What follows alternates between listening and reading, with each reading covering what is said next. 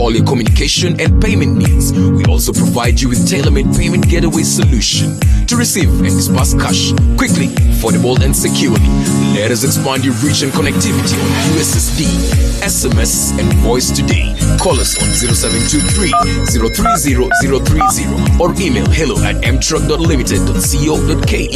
For more details, visit our website www.mtrucklimited.co.ke.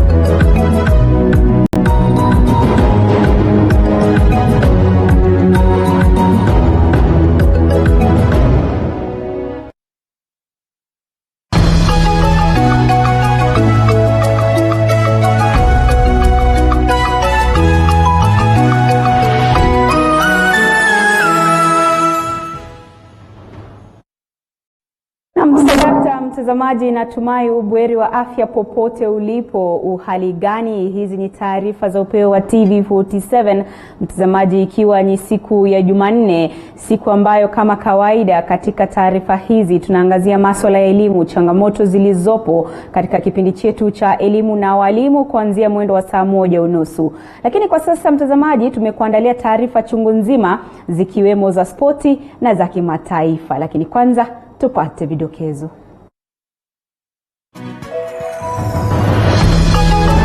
Bunge la Seneti lakosa kuafikiana kuhusu ugavi wa fedha za kaunti, bunge hilo likiahirisha kikao chake kwa mara ya 7. We are just moving forth and backwards. Really, we are going to look ridiculous. We must move forward.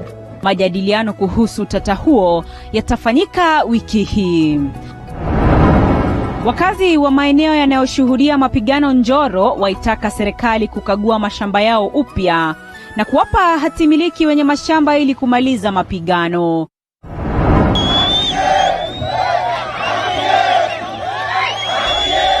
Na wakulima wa majani chai kaunti ya Nandi waandamana kulalamikia malipo duni.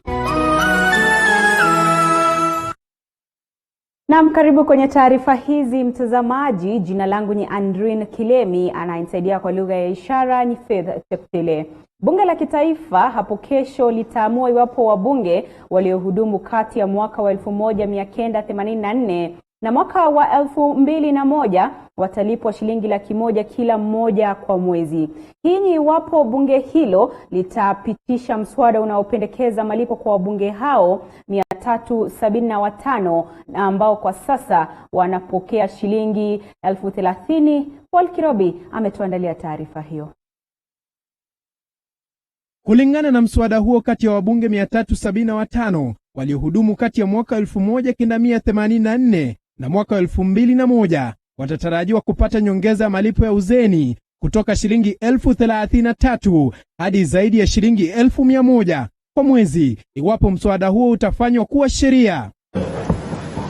Mswada huo unadokeza kuwa wabunge waliohudumu kwa miula miwili ndani ya miaka 17 watapata nyongeza hiyo ya malipo ya uzeni. Hii inamaanisha kuwa wabunge wengine 80 walioondolewa kwa malipo ya uzeni watapata nyongeza ya malipo hadi shilingi 1,125. Kati ya wabunge 290, 130 tayari wamefariki, ikimaanisha kuwa wadhamini wao watapata fedha hizo. Mwaka jana afisi ya utaratibu wa bajeti ilisema kuwa wabunge waliokuwepo wote 290 huenda wakapata hadi shilingi bilioni 1.7 kwa jumla.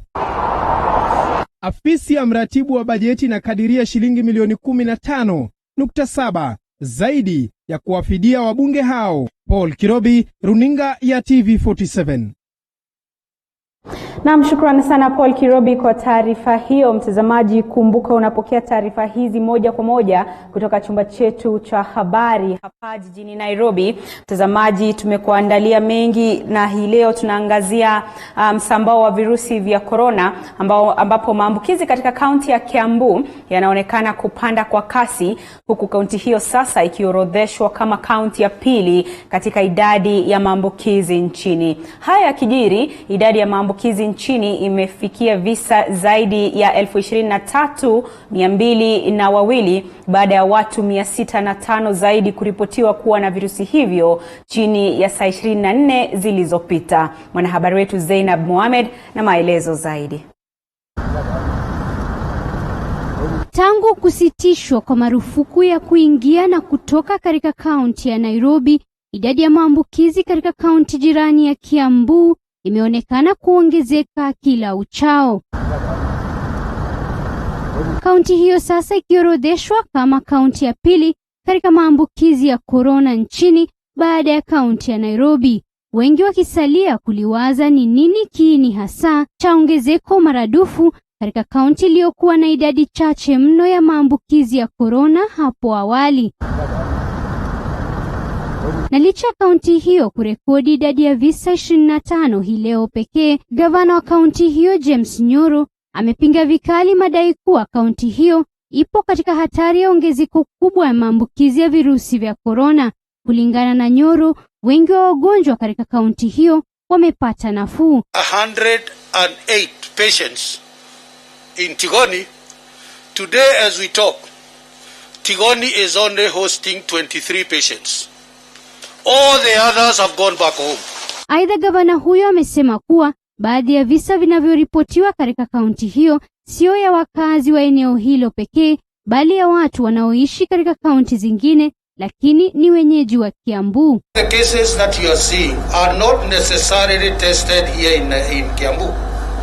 Some of the figures in Kiambu were tested in Ruiru, in Nairobi, or in Mombasa, or in Upeo, or in other places, because in that form you fill in your county of origin. So if you are in Mombasa and you are tested and you come from Kiambu, it's counted as a Kiambu case. Huku haya yakijiri, idadi ya maambukizi nchini imefikia visa 23,202 baada ya watu 605 zaidi kuripotiwa kuwa na virusi hivyo chini ya saa 24 zilizopita. Nairobi 373, Kiambu 35, Migori 25, Busia 20, Narok 20, Kajiado 16, Laikipia 16, Nakuru 15, Kakamega 12, Uasin Gishu 11, Machakos 10, Mombasa 9, Samburu 8, Turkana 7, Muranga 5, Kericho 5, Taita Taveta 3, Nyeri, Makueni, Kisumu, Kilifi, Elgeyo Marakwet 2 each, Siaya, Meru, Kitui, Isiolo and Bungoma 1 each. Watu 587 wamepata nafuu baada ya kupata matibabu, huku wengine 6 wakifariki kutokana na makali ya virusi vya corona. Zainab Mohamed, TV47. Naam, shukrani sana Zainab Mohamed kwa taarifa hiyo. Tukisonga mbele ni kwamba kwa mara ya 7 bunge la Seneti limekosa kujadili utata wa ugavi wa fedha za kaunti, kikao hicho kikihairishwa tena. Maseneta sasa wanatarajiwa kufanya mashauriano zaidi wiki hii kabla ya kikao kingine wiki ijayo. Mwanahabari wetu Elizabeth Mutuko na taarifa hiyo kikamilifu.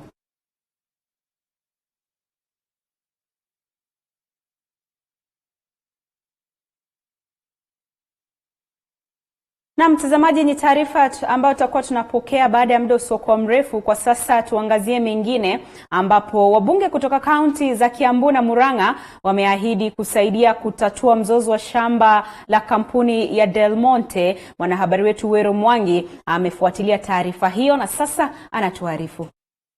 Wabunge hawa wanasema hata baada ya amri kutolewa kwa mwelekezi wa shughuli za usorovea nchini kuzuru shamba hili na kubaini ukubwa wake, hili halijatimia. There was a survey that was ordered to be done on this land in February 2019. Again, 1.5 years down the line, this has not happened. And the question is, how would you know even the land that the Monte are sitting on if there is no survey?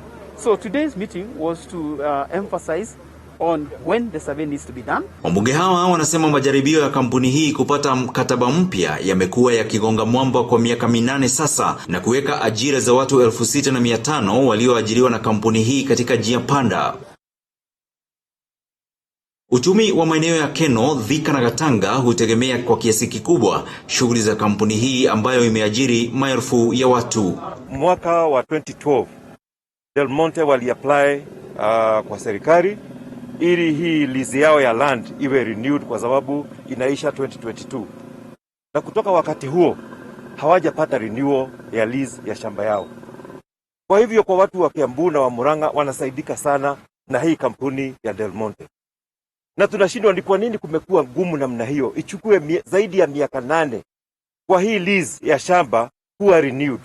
Na tusiporenew lease tunaweza kuwa na shida sana. Maana ukiangalia kama uchumi wa Thika Town, tukiangalia uchumi wa Keno, tukiangalia uchumi wa Gatanga, kuna wafanyabiashara wengi sana wanafanya kazi na hii kampani ya biashara. Na wanashikilia wafanyabiashara wengi na wametuajiria watu wengi. Mbunge wa Ruiru Simon King'ara kwa upande wake anasema itakuwa vigumu kutimiza azimio la kukuza viwanda kama wawekezaji walioko hapa nchini wanakabiliwa na mazingira magumu ya kufanyia kazi. Na vile vile mnajua Uhuru Kenyatta ameenda nchi karibu zote duniani akitafuta watu wakuja kuegeza hapa kwetu. Na kabla hajaleta wengine ni vizuri tukaiga vizuri wale tayari wako hapa nchini na wanaendelea kufanya kazi na kujaribu kuinua economy ya Kenya pande hii ya Kiambu County na Murang'a. Wabunge hawa sasa wameapa kufanya kila wawezalo kuona kampuni hii haijafungwa na kuokoa ajira za watu 6,500 zilizo hatarini kwa sasa. Actually the Monte for local and foreign, it has got a turnover of 10 billion shillings. Of which 20%, around 20% comes from local and 80% comes from foreign. Nikiripotia runinga ya TV47 kutoka kiwanda cha Del Monte mjini Thika, mimi ni Wero Mwangi.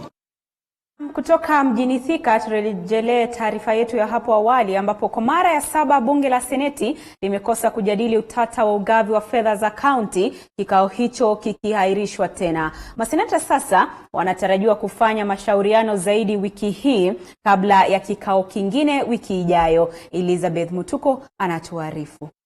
The whole country is watching us and has been watching us for this is the 7th time. We are just moving forth and backward. Really, we are going to look ridiculous. We must move forward. Kikao cha 7 kujadili utata wa ugavi wa fedha za kaunti kiliahirishwa baada ya seneta wa Elgeyo Marakwet Kipchumba Murkomen kuwasilisha hoja ya kuahirishwa kwa mkao huo ili mazungumzo kuendelea baina ya maseneta, hoja hii ikiungwa mkono na maseneta 34 dhidi ya 26 waliopinga. By talking about those issues, by debating them, by coming up with proposals and counter proposals, Mr. Speaker, the way forward about the current motion, Mr. Speaker, is first to defeat that motion, Mr. Speaker, proceed with the debate, let members air their views. Let whoever is disagreeing with either of the proposals put their views, Mr. Speaker, on the table, and then from there we can say what is the way forward. But Mr. Speaker, if we are done 100 times, we will never be able to arrive to a solution. Senator Matangi, I just want to tell you that it's only fools who don't change their mind. The fact that we oppose the adjournment that was proposed by James Orengo does not mean that we should also oppose this one. I mean, we've since changed our mind. We think that people should sit down and reason and come up with a formula that will be acceptable to all. Bunge hili sasa likitarajiwa kufanya mazungumzo baadaye wiki hii kabla ya kikao kingine Jumanne wiki ijayo. Kuahirishwa kwa kikao hiki sasa kukitoa nafasi ya maseneta kuangazia baadhi ya mapendekezo yaliyowasilishwa bungeni. And Mr. Speaker, that's why, in fact, the last time when I was moving on a point of order to defer debate, my point was that taking a vote on the question of resources is always a very difficult question.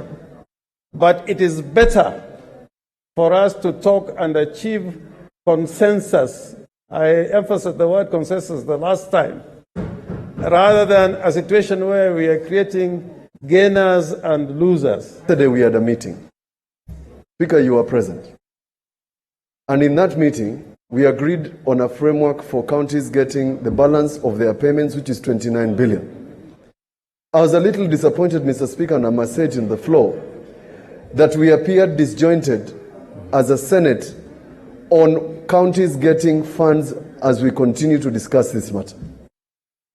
While the Supreme Court has already pronounced itself that counties can get resources in the advisory opinion number 3 of 2019. Mojawapo ya mapendekezo ni ya seneta wa Nairobi Johnson Sakaja anayependekeza mfumo wa sasa kutumika kwa mgao sawa, lakini kwa fedha zozote zilizoongezewa mwaka huu kutumia mfumo wa 3. Yanajiri hayo seneta huyu wa Nairobi Johnson Sakaja akielezea masaibu yake kutokana na msimamo wake kuhusiana na hoja hii, akieleza kuwa maisha yake yamo hatarini. Let me not even talk about the other incident. Yesterday,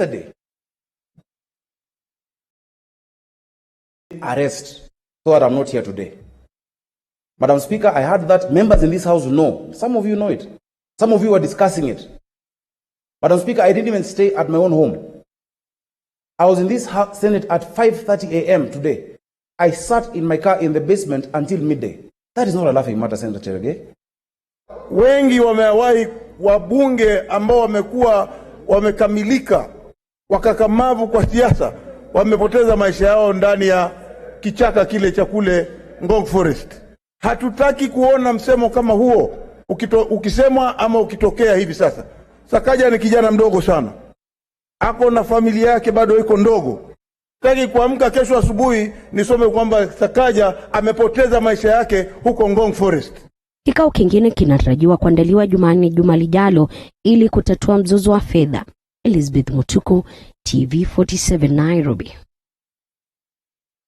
Na tukisalia kwenye taarifa hiyo ni kwamba baadhi ya maseneta sasa wanawalaumu viongozi wa bunge la Seneti kwa kukosekana kwa mwafaka kuhusu ugavi wa fedha za kaunti. Maseneta wakiwataka viongozi wa bunge hilo kuwapatanisha, lakini je, uongozi wa wengi katika bunge la Seneti umefeli katika kuwashinikiza maseneta? Mwanahabari wetu David Mothoka amevalia njuga taarifa hiyo.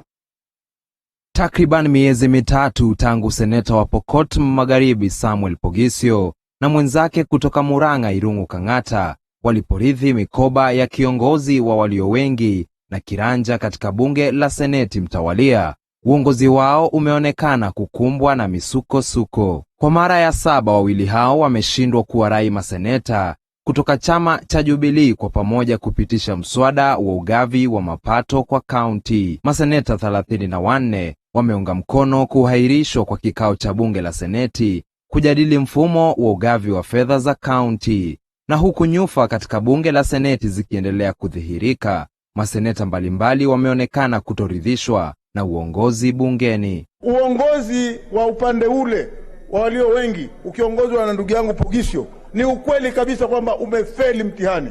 Hauwezi hiyo kazi. Kang'ata hawezi kuconvince hata seneta mmoja kwa ile upande wake wa walio wengi kwenda pande yote. I urge Senator Pogisio to sit on his seat as a majority leader and leaders together with Senator Orengo.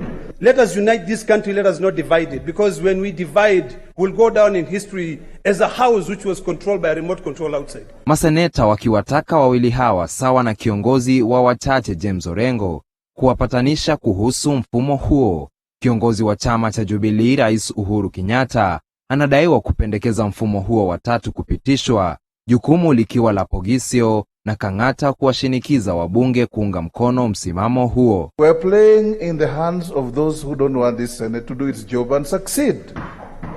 Let's focus on what we are here to do. Keep your eyes on the ball and don't be distracted. Clearly from what we are saying, the need to caucus is very, very key.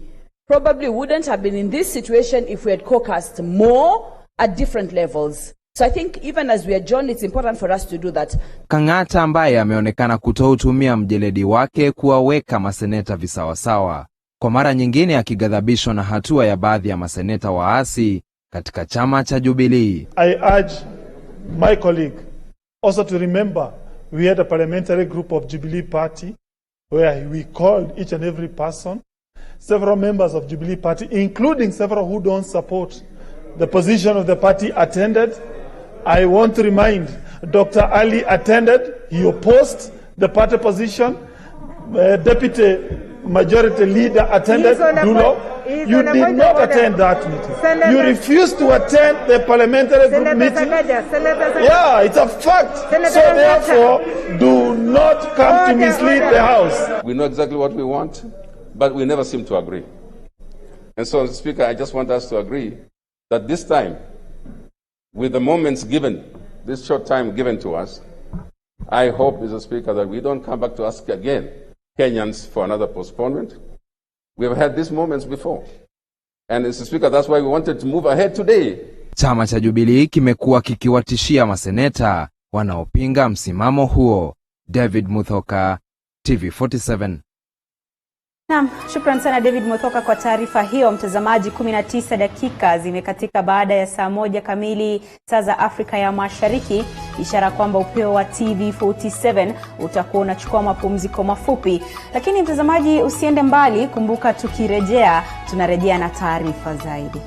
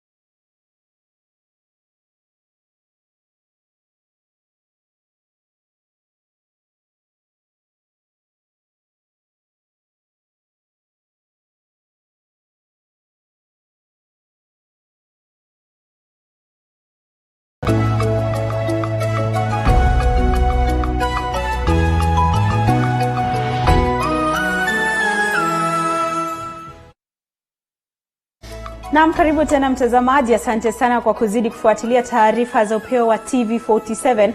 Iwapo ndo mwanzo unajiunga nasi, mimi ni Andrin Kilemi, mtangazaji kwa lugha ya ishara ni Faith Chiptile. Huku tata wa ugavi wa fedha za kaunti ukiendelea kushuhudiwa, nazo kaunti zikiendelea kuathirika, baadhi ya maseneta sasa wanapendekeza kaunti kupewa mgao wa fedha zinazotengewa kaunti kutokana na kukwama kwa shughuli nyingi katika kaunti. Joshua Nsare na maelezo.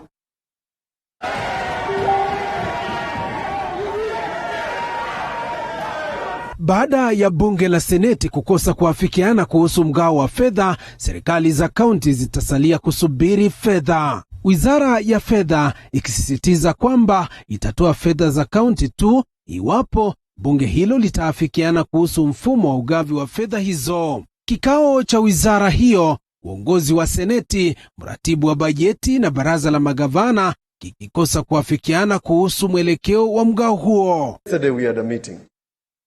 Speaker, you were present. And in that meeting, we agreed on a framework for counties getting the balance of their payments, which is 29 billion. I was a little disappointed, Mr. Speaker, and I must say it in the floor, that we appeared disjointed as a Senate on counties getting funds as we continue to discuss this matter. Lakini kadri mzozo huo unapoendelea, kaunti zitaendelea kuathirika kwa kucheleweshwa kwa fedha za kuendeleza huduma kwa wananchi.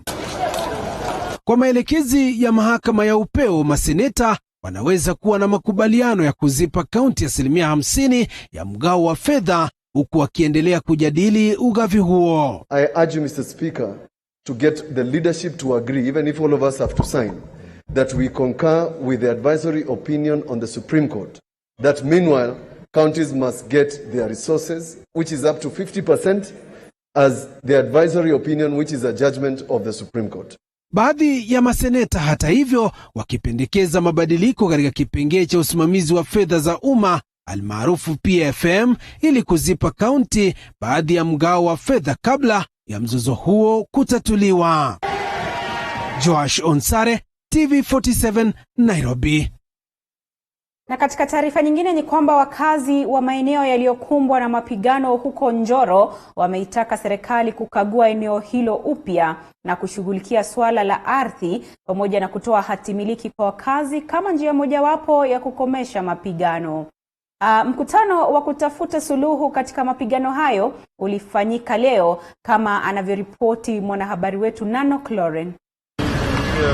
Katika mizozo ya hivi karibuni katika maeneo ya Njoro, ukosefu wa hati miliki umewapa wakazi wengine fursa ya kudai ardhi kwa njia isiyo halali licha ya kuishi pamoja kwa muda mrefu. Inatakikana hii watu wapatiwe title.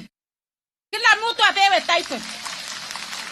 Kila mtu akisema pata title ya shamba, hii maneno inakwisha. Mbunge wa Njoro Charity Kathambi akitaka suluhisho ya kudumu kutekelezwa kati ya jamii hizo mbili, anahimiza serikali kuondoa onyo la ardhi lilipo sasa. Anataka wenyeji kukabidhiwa hati miliki, huku akiilaumu Wizara ya Mazingira kwa kushiriki katika mapigano ya sasa kwa kuwafukuza wenyeji kwa nguvu. Kuna kitu inaitwa public participation ambayo imekuwa ignored na Ministry of Environment.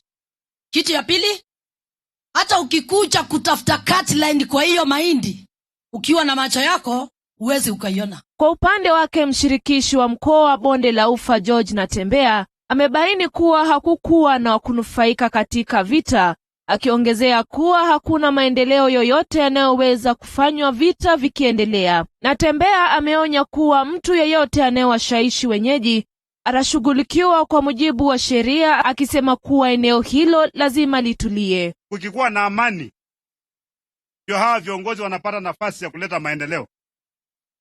Lakini nyinyi sio mko na stare gani hii mpaka mnakosa kazi ya kufanya? Inakuwa kazi ni kupigana. Nano Cloren, TV47.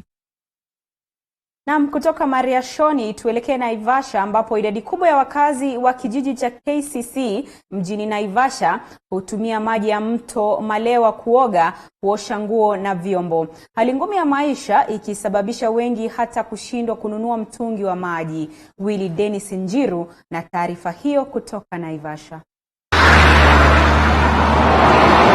Chini ya daraja hili katika barabara kuu ya Nakuru na Nairobi, katika eneo la Naivasha, ni mto maarufu wa Malewa unaolipa ziwa Naivasha maji yake. Hata hivyo, ni baraka ya aina yake kwa wakazi wengi wa kijiji hiki cha KCC ilichoko pembezoni mwa mji wa Naivasha. Kila uchao, makumi ya wakazi wa hapa urauka hapa kwa shughuli za usafi. Hakuna kitu mbaya huko, tunafuria huko, tunakunywa maji huko, tunaoga. Maji ni mzuri, hakuna mtu mwenye amegonjeka hapa na corona. Na korera si corona. Tunaona sasa nikisema nikubeba na mgongo sitaweza. Sasa ninafuria hapa. Na nini? Sasa hiyo maji yenye ningebeba nifurie huko, nakuja nafua sasa yenye ndabeba ni kutumia. Kwa sasa mto huu umepungukiwa na maji yake kwa kiasi kikubwa, lakini wakati mto huu unafurika, hamna anayeweza kuutupia mguu wake. Wakati mwingine hii maji ikijaa inafika hadi huko juu kabisa. Na ikifika huko juu hatuwezi kuja kufua. Hatuwezi fua kwa sababu maji imejaa na viboko ni mingi na hata huwezi tuma mtoto kuja kufua. Sasa tunafurahianga senye hii maji senye iko hivi sasa venye ijajaa. Kukianza kunyesha ikijaa hatuwezi kufua, tunakuwa na challenges mingi. Mtungi wa lita 20 hapa huchuuzwa kwa shilingi 3 pekee katika eneo hilo, ambazo huwa nyingi kwa wakati kama huu mgumu wa kiuchumi, na hivyo wakazi wengi kulazimika kuelekea mtoni. Security yenyewe huwezi kuja hapa kufua asubuhi mapema. Juu kama uko na shughuli inabidi umefua usiku saa hii. Juu ukikuja jioni hakuna security. Huku kwetu KCC hatuna shida ya maji. Maji tuko nayo pale kwa tanki, hiyo inauzwa. Lakini sisi tumezoea maji ya marewa. Kitu tunaweza waomba tu kama ni serikali inaweza tusaidia, itusaidie kama ni hii matanki ya kunawa mkono na hii maski ya hii watoto kwa hii hali ya corona yenye tuko na. Mto unaopita karibu kwenye maeneo ya mashambani huwa nafuu kwa wenyeji, lakini hapa mambo ni tofauti. Hatuna treatments zozote, tunatumia tu hivyo kwa sababu sasa utatreat aje? Unakuja tu unachota, tunaaminingi tu ni safi, hata kama ni chafu sisi tunaamini ni safi. Treat kitu yote, unajua saa nyingine tunaambia tuweke water gun. Mimi sijawahi. Na kunywa mpaka ukichota hivi unaona zile dudu zinatembea. Hatari ya kiafya ikiwakodolea macho wengi endapo mkurupuko wa maradhi utachipuka. Hii maji ni chafu. Na sisi ni wageni tumekuja huku tunaona watu wanafulia, wengine wanachota, wanaenda kupigia, wanaenda kukunywa. Alafu wengine wanawekelea ndani. Ikiripotia runinga TV47 kutoka mjini Naivasha kwenye kaunti ya Nakuru, mie ni Willy Dennis Njiru. Na zaidi ya wakulima 3,000 wa majani chai katika kaunti ya Nandi wameandamana kudai malipo bora ya majani chai. Wakulima hao wamekosoa uamuzi wa kampuni kadhaa kupunguza bei kutoka shilingi 30 hadi 19. Wakulima hawa kutoka Kombe, Kaptel, Kapsiswa, Kipchabo, Samo na Chomisia wameapa kutotoa chai yao hadi kampuni zitakapotangaza bei bora. Walidai kuwa kampuni hizo zimekuwa zikiwahangaisha na serikali haijawapa mbolea ya ruzuku kama ilivyowaahidi.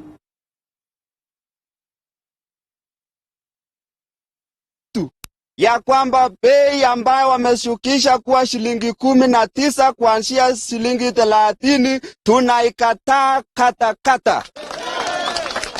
Tunasema hivi kwa sababu tuko na uchungu. Likuja hapa na kutake advantage ya wakulima ambao labda wengine hata hawajasoma na kuleta agreement. Unapata agreement ni pages mingi. Katika sheria ya contract, saa ile mkulima anasign ama mtu yoyote, lazima uweke kwa lugha zote mpaka mkulima anaelewa ile kitu anasign. Lakini hao saa zingine hata wanangoa. Na kwingineko, wakazi wa kijiji cha Munanda katika kata ya Elementaita, kata ndogo ya Gilgil, kaunti ya Nakuru, wamefanya maandamano ya amani kulalamikia barabara duni zinazounganisha vijiji vya Munanda na Mathitho. Wakazi hao wakisema wamechoka kupeleka wagonjwa hospitalini kwa kutumia punda kutokana na barabara zisizopitika. Nimeshangaa hata sio mwaka moja mbili, hii barabara kutoka Mastao kuja hapa Munanda tunashindwa, inategemea nani? Sio kansela, sio MP, tunashindwa ni ya nani? Hakuna wakati inalimwa, makarabati hatuwekewi. Chakula njia hii ya Rebetera zinatoka chakula mingi sana, mahindi, viazi, carrot, cabbage zote na zinapita hiyo barabara ya main, lakini haina mtu ya kushughulikia.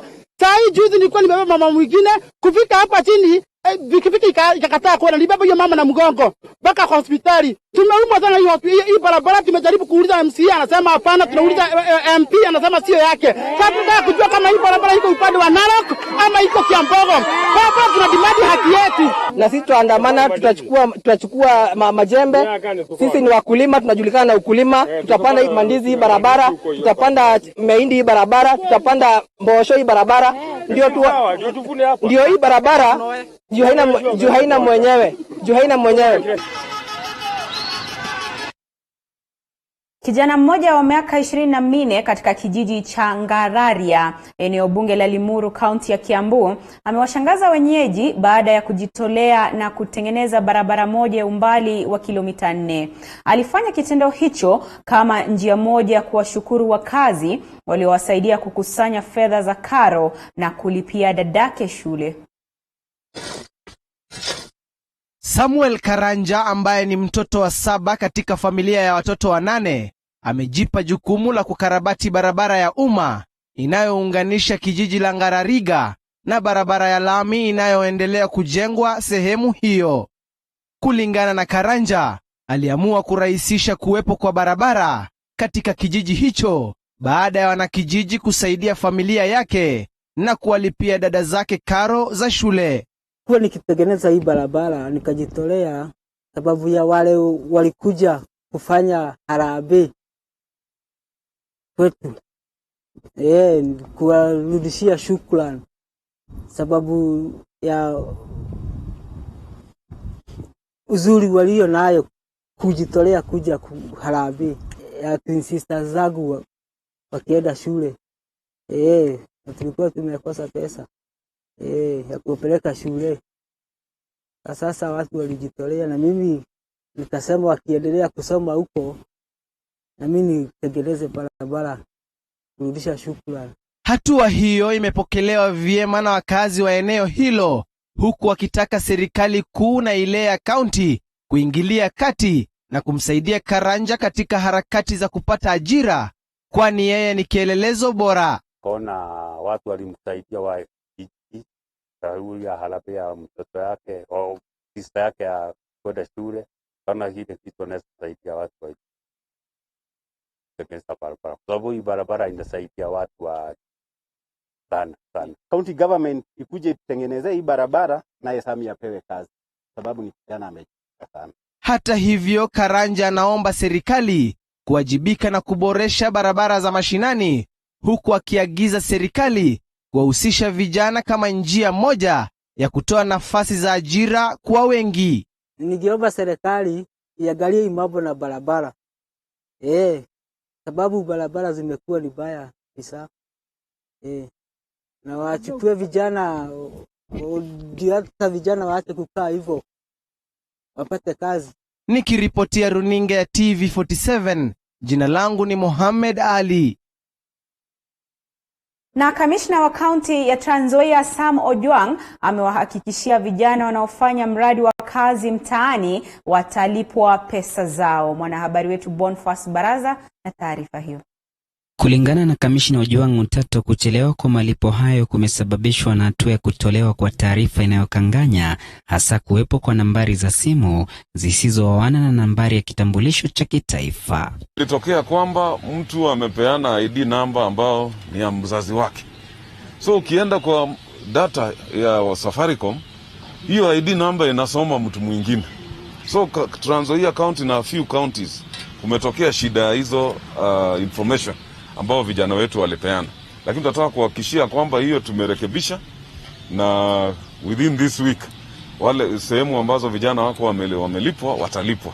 Na tufahamu ya kwamba ni Safaricom inalipa, na hakuna mtu atapewa cash na sisi, analipwa kupitia simu yake. Hatua hiyo ikiwatia kiwewe vijana wanaoshiriki kazi hiyo. Mwakilishi wa kina mama kaunti ya Trans Nzoia Janet Nangabo ameitaka serikali kuwalipa vijana hao kwa wakati ili kuwatia moyo kwa kazi wanayoitekeleza mitaani. Tunataka tuone vijana wetu hapa Trans Nzoia pia wanapewa nafasi mzuri katika kazi mtaani na walipwe vile wamewaahidi. Lakini sio kuwapatia kazi mwishowe kupeana malipo inakuwa ni balaa. Hiyo mimi kama kiongozi nitasemezana na serikali kuu, wakileta kazi wahakikishe kwamba hiyo kazi wanalipa wakaaji. Ojwang aidha ametoa changamoto kwa vijana kutotumia fedha hizo kiholela, badala yake kuwekeza utakapopokea malipo hayo.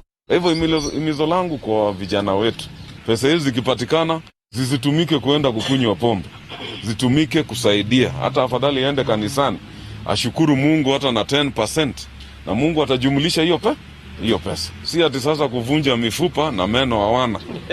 Kwa upande wake, naibu gavana wa Trans Nzoia Daktari Stanley Tarusa amewapongeza vijana wanaoshiriki kazi hiyo kuwa wanachangia kwa pakubwa usafi na kuboresha kwa mazingira ya mitaa ya mabanda, huku akitoa changamoto kwa Wakenya kukumbatia upanzi wa miti.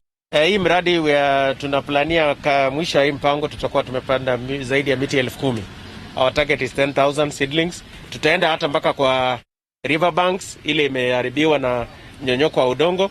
Wewe unaambia Wakenya wengine popote pali huko, make sure umepanda miti. Miti ni muhimu kwa maisha ya binadamu. Kwa hiyo tunahimiza watu wote, wafanyabiashara wote, wafanyikazi, mtu yote ambaye penye huko, jaribu upande miti hata kama ni moja. Zoezi hilo la upanzi wa miti lilihudhuriwa na baraza la mawaziri pamoja na wafanyikazi wa idara mbalimbali za serikali. Boniface Barasa, TV47, kaunti ya Trans Nzoia. Naam, kutoka kaunti ya Trans Nzoia, mtazamaji, Upeo wa TV47 unachukua mapumziko mengine mafupi. Kwenye mtandao namuona fundi Michael Jared anasema kwamba Kang'ata thought that it is a joke. Ndio maoni yake kuhusiana na taarifa tuliyopeperusha. Tunaye Munyiri Waya anasema huyo jamaa ametenda wema, fanya vizuri ufanyiwe vizuri. Vile vile namuona Florence Kanini anasema anatazama.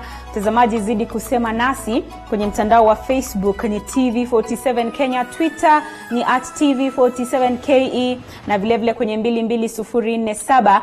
Tukirejea mtazamaji, tunarejea na kitengo chetu cha sehemu ya elimu na walimu, ambapo hii leo mtazamaji tunauliza swali: ni nani atamnusuru mwalimu? Ni nani atamnusuru mwalimu, hasa walimu ambao ni walimu wa shule za binafsi ambao wameathirika pakubwa na janga hili la corona? Usiende mbali.